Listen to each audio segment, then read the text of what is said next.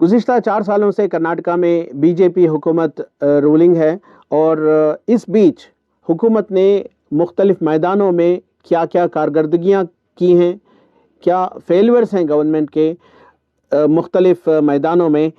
इस ताल्लुक़ से बहुत व कर्नाटका की जानिब से मुतअद्दिद रिपोर्ट्स जारी किए गए हैं बीजेपी गवर्नमेंट की परफॉर्मेंस के मुताल्लिक़। आज हमसे बात करने के लिए मौजूद हैं डॉक्टर सिल्विया करपगम, जो कि एक पब्लिक हेल्थ एक्सपर्ट हैं। ये जो हेल्थ का जो रिपोर्ट कार्ड बनाया गया है बीजेपी गवर्नमेंट के परफॉर्मेंस पर, उस पर बात करेंगी। कैसे देखती हैं मैम, जैसे ही हुकूमत ने गवर्नमेंट ने चार्ज लिया, कोविड शुरू हुआ, तो कोविड का मैनेजमेंट कैसा रहा हेल्थ के हिसाब से?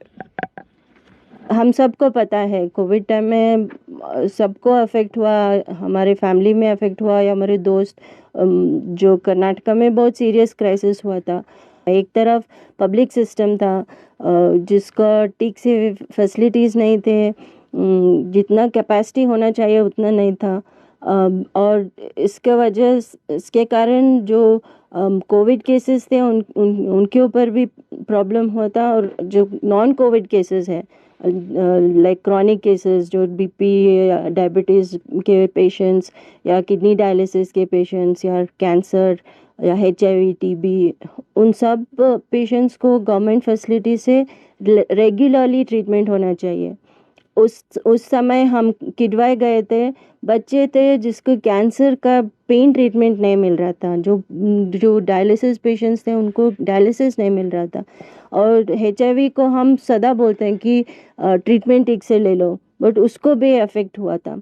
और दूसरी तरफ जो प्राइवेट फैसिलिटीज़ है उसका कोई भी निगाह रेगुलेशन नहीं था, और हमारा कर्नाटका में बहुत फोकस देते हैं हेल्थ इंश्योरेंस पर, बट वो हेल्थ इंश्योरेंस सबको बेनिफिट नहीं हुआ।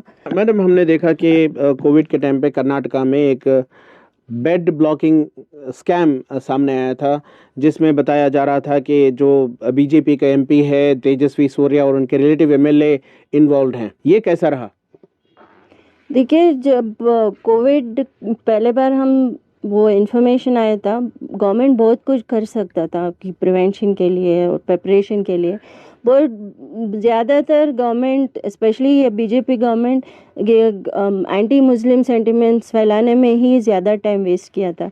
एक चीज़ तबलीगी जमात लाए थे, वो साइंटिफिक नहीं है, बट वो एक कारण रख के मुस्लिम कम्युनिटी को ही टारगेट करना शुरू किया।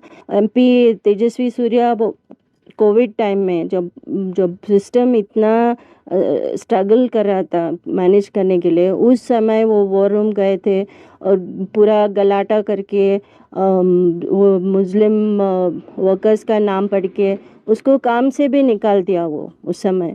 तो ये बहुत जगह हुआ था, डॉक्टर्स कई जगह डिस्क्रिमिनेशन किया, मिनिस्टर्स जो इलेक्ट किए हैं वो बहुत ऐसे नफ़रत फैला रहे थे, मीडिया ऐसे फैला रहे थे। तो जो एक्चुअल काम होना चाहिए, जो पैंडेमिक के लिए जो पब्लिक हेल्थ का जो एक्टिविटीज़ होना चाहिए, उस पे ज़्यादा ध्यान नहीं दिया इस गवर्नमेंट, एंड ये बहुत बड़ा फेलियर है, क्योंकि क्राइसिस में ही हमें पता चलता है ना कि कितने लाइव सेव करते हैं, वो क्राइसिस के रिस्पॉन्स में डिपेंड करता है। हालांकि कई रिपोर्ट से बताती हैं कि कर्नाटका गवर्नमेंट तैयार थी ये कोविड को मैनेज करने के लिए सिस्टमैटिकली, और इसी तरह मुल्क में सेंट्रल गवर्नमेंट की तरफ से भी कोई ख़ास तैयारी नहीं थी। अब ऐसे जब भी केसेस आते हैं कोविड जैसे, तो डिसास्टर मैनेजमेंट सिस्टम होता है अमूमन जो डेवलप्ड कंट्रीज़ में हम देखते हैं। यहाँ पर कुछ डेवलप हुआ है? ये क्या कोई लेसन लिया है कोविड से गवर्नमेंट्स ने? देखिए, डिज़ास्टर मैनेजमेंट प्लान डिज़ास्टर के पहले होना चाहिए, तो वो नहीं था हमारे पास, तो वो हम सबको पता है कि कुछ प्लान ही नहीं था। बट उसके बाद भी अब अगर एक पैंडेमिक हुआ है तो एक सर्वे करना है कि देखना है कितना डैमेज हुआ है, कितना हेल्थ का इश्यूज़ है, फैसिलिटीज़ कितने कमी, हाउ मच शॉर्टेज थे, उसको मीट करने के लिए कुछ प्लान करना पड़ता है। बट ऐसा कुछ नहीं हुआ है। अब जैसे पहले थे वैसे ही गवर्नमेंट काम कर रही है। इट्स एज दो पैंडेमिक नेवर हैपेंड।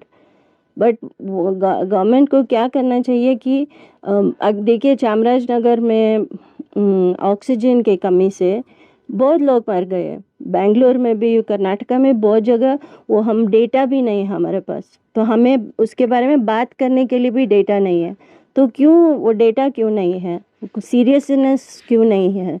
पिछले 2 महीने पहले बीजेपी गवर्नमेंट की जानिब से 100+ क्लिनिक्स खोले गए और उनका नाम दिया गया नमक क्लिनिक। कई सारे कंप्लेंट्स आए हैं नमक क्लिनिक्स के बारे में कि ये अप टू द मार्क या अप टू द स्टैंडर्ड, एक स्टैंडर्ड के नहीं है। आप कैसे देखते हैं? आपने कई सारे क्लिनिक्स को विजिट किया है। एंड यहाँ क्या हुआ है, बहुत इंफ्रास्ट्रक्चर पे इन्वेस्ट किए हैं, बट इंफ्रास्ट्रक्चर से हेल्थ केयर नहीं आता है। उसके साथ डॉक्टर्स होना चाहिए, फार्मासिस्ट, लैब टेक्नीशियंस, और उसके लिए बेसिक जो फैसिलिटीज़, अब लैब जो मटेरियल है, फार्मेसीज में ड्रग्स होना चाहिए, और ब्लड बैंक का कनेक्शंस होना चाहिए, जहाँ रेफरल हो सकता है वो भी नेटवर्क होना चाहिए। अगर कोई, अब सपोज कोई हार्ट अटैक से नमक क्लिनिक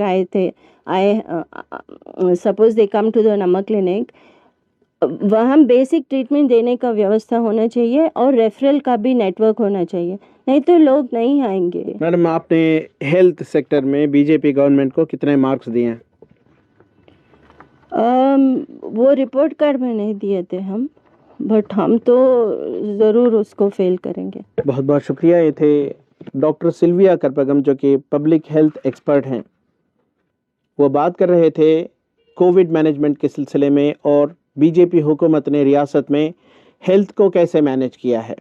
डॉक्टर सिल्विया का कहना है कि एक तरफ कोविड के दौरान कई मासूम लोग अपनी जानें गंवा रहे थे सही इंफ्रास्ट्रक्चर और फैसिलिटीज़ नहीं होने की वजह से, और दूसरी जानिब बीजेपी गवर्नमेंट कैस्टिज्म और कम्युनलिज्म में मसरूफ़ थी, एंटी मुस्लिम सेंसेशनलाइज करने में मसरूफ़ रही।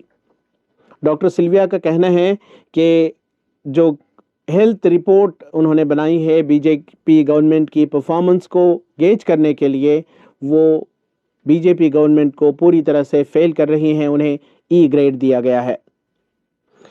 डॉक्टर सिल्विया कहती हैं कि 10 मई को जो इलेक्शंस होंगे उसमें लोगों को सोच समझकर वोट देना होगा, और इस तरह की जो रिपोर्ट्स बनाई गई हैं बहुत व कर्नाटका की जानिब से, उन्हें याद रखकर वोट करना होगा।